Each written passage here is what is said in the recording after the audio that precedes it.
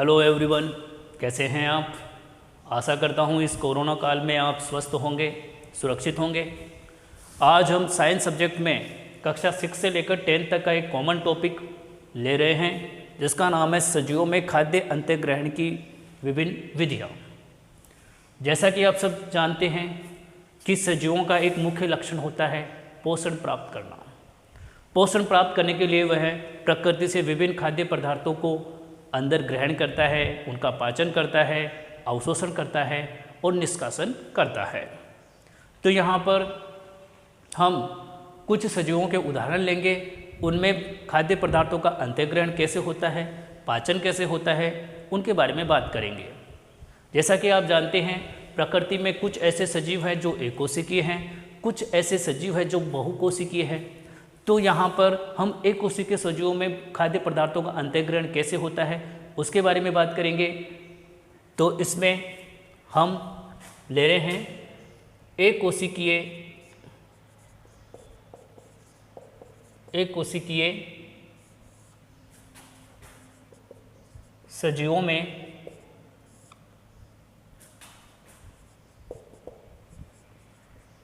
खाद्य पदार्थ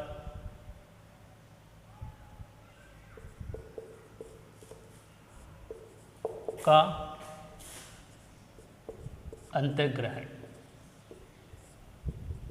उदाहरण के रूप में हम यहाँ पर अमीबा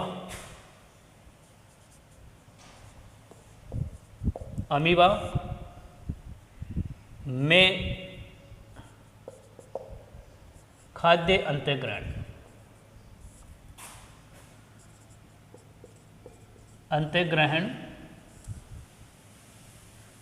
के बारे में बात करेंगे। जैसा कि आप जानते हैं अमीबा एक कोशिकीय सजीव होता है। इसका संपूर्ण शरीर ही एक कोशिका से निर्मित होता है और ये स्वच्छ जल में निवास करता है। तो सबसे पहले हम अमीबा की जो संरचना है उसके बारे में थोड़ी चर्चा कर लेते हैं। जैसा कि भी मैंने बताया कि अमीबा एक कोशिकीय अनियमित संरचना वाला सजीव होता है जिसमें मध्य में केंद्रक,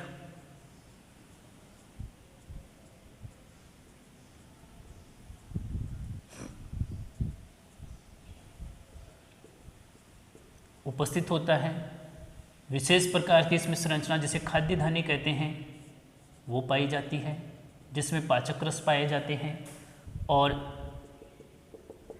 कोशिका द्रव्य इसमें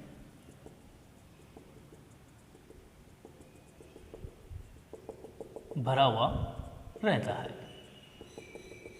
इस प्रकार से क्या है अमीबा का डायग्राम आप यहाँ पे देख रहे हैं।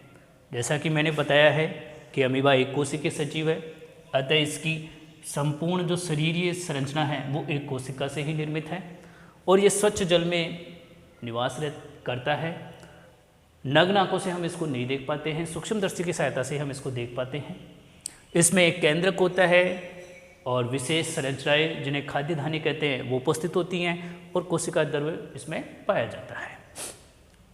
अब यहाँ पर हम अमीबा में खाद्य पदार्थ के अंतर्ग्रहण की प्रक्रिया के बारे में बात कर रहे हैं। तो ध्यान से देख लीजिए। जैसे मान लो ये इसका स्वच्छ जलीय वातावरण है, स्वच्छ जलीय वातावरण है।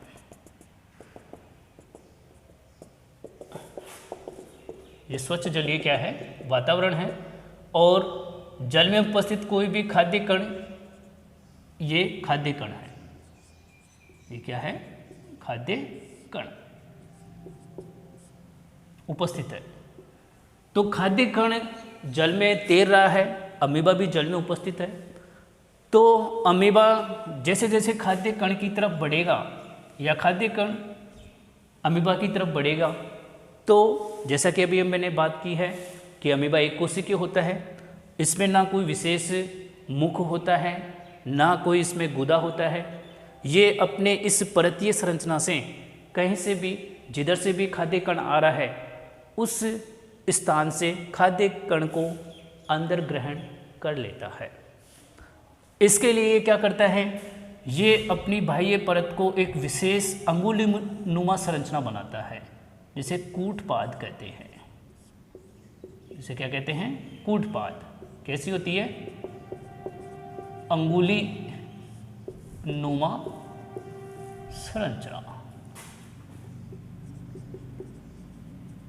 ध्यान रखना, यह स्थिति अस्थायी होती है,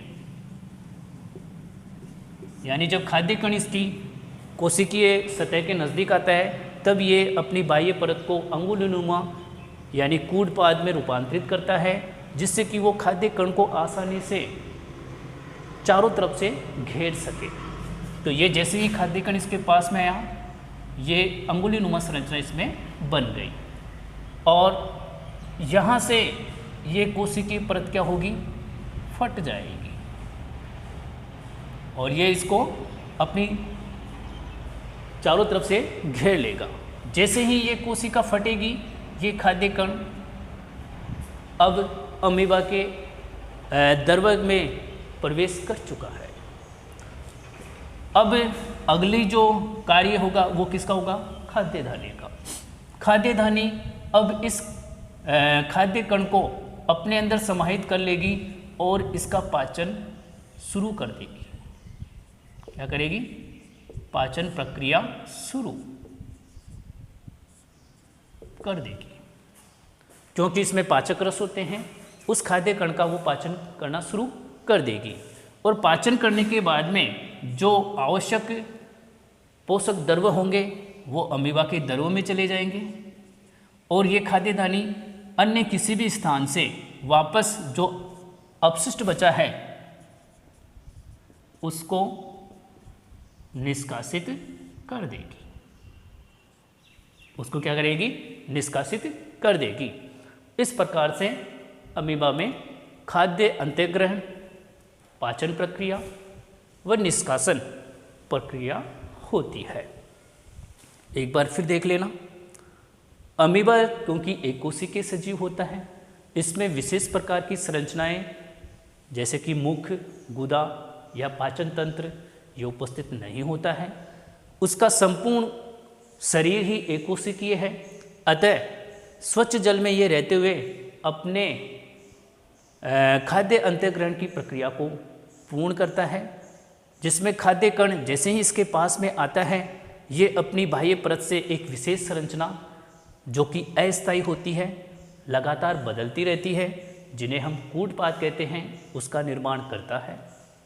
कूटपाद उस खाद्य कण को चारों तरफ से घेर कर अमीबा की ऊपरी परत को वहाँ से फट कर खाद्य कण को अंदर प्रवेश करवा दिया जाता है और पुनः वापस वह परत बंद हो जाती है। जैसे ही खाद्य कण अमीबा के कोशिकीय दरों में आता है, खाद्यधानी यहाँ पर सक्रिय हो जाती है और खाद्यधानी में जो पाचक रस है वो उस खाद्य कण को ग्रहण करके उनका पाचन क्रिया शुरू कर देते हैं। अब उसमें जो विशेष पोषक द्रव्य है उनका तो वह अवशोषण कर लेती है या कर लेता है और बचे हुए जो अपशिष्ट है उसको अमीबा के किसी भी परतीय संरचना से, किसी भी बाह्य परतीय संरचना से वापस वही फट कर उस जल में निष्कासन कर दिया जाता है। इस प्रकार से अमीबा में भोजन अंतःग्रहण की प्रक्रिया पूरी होती है। इसी प्रकार से स्टारफिश क्योंकि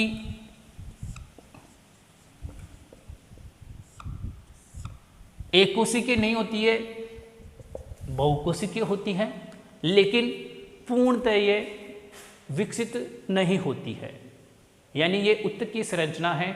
इसमें विशेष प्रकार के तंत्र नहीं पाए जाते हैं, इसमें कुछ मुख्य और भुजाएं पाई जाती हैं।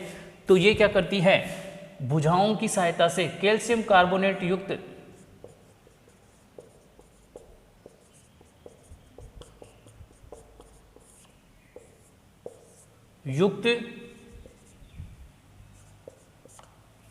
भोजन को ये ग्रहण करने का कार्य करती है। तो ये अपने मुख से पूरे आमाशय को बाहर निकालती है और उस कैल्शियम कार्बोनेट युक्त जो भी खाद्य कण है उसको अंतःग्रहण कर लेती है और उस कैल्शियम कार्बोनेट युक्त भोजन को पचाकर वापस आमाशय को अपने अंदर प्रवेश कर लेती है।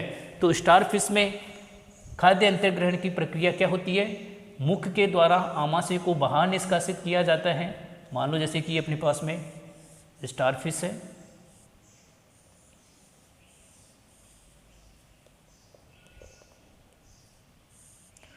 ये बीच में इसके मुख होता है, ये भुजाएं हैं। तो कोई भी कैल्शियम कार्बोनेट युक्त भोजन इसके पास में आता है, कैल्शियम कार्बोनेट युक्त भोजन इसके पास में आता है, तो ये मुख से क्या करती है? आमाशय बाहर की तरफ उस कण पर आरोपित करती है और उस आमाशय की परत में विशेष प्रकार के पाचक एंजाइम होते हैं, वो उस कैल्शियम कार्बोनेट का पाचन कर देते हैं और वापस वो आमाशय को अपने मुख की सहायता से अंदर प्रवेश करवा लेती है और भोजन का अंतर्ग्रहण कर लेती है। ये स्टारफिश में होता है। अगले वीडियो में हम कुछ बहुकोशिकीय सजीव जिनमें विशेष कशेरुकीय प्राणी जिनमें खाद्य पदार्थों का अंतर्ग्रहण किस प्रकार से होता है उनके बारे में बात करेंगे। वीडियो अगर पसंद आया है तो अंगूठे के निशान को लाइक करें और अगर किसी प्रकार के प्रश्न जो आपके दिमाग में हैं उनको भी इनबॉक्स में जाकर लिखें। लगातार नोट्स बनाते रहें, होमवर्क टाइम टू टाइम करते रहें। किसी भी प्रकार की अगर कोई समस्या है तो उसके मार्गदर्शन के लिए हमारे YouTube चैनल पे इनबॉक्स में आकर आप मार्गदर्शन प्राप्त कर सकते हैं। तब तक के लिए धन्यवाद।